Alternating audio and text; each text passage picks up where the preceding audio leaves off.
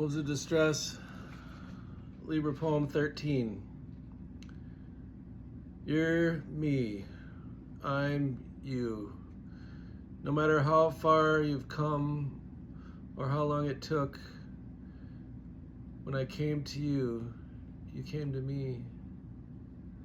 We stood facing each other like long mirrors, trees with leaves falling from branches and branches stretching like little limbs, squirrels, microbes, roots like souls down so low.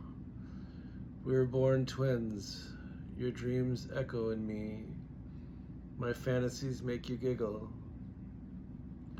Born to this big, bad, scary world, this harmless adventure of education, your spirit is lost like my spirit, our death breath like honey, warm tears like sad smiles, because we were born from the same fountain of youth and mystery.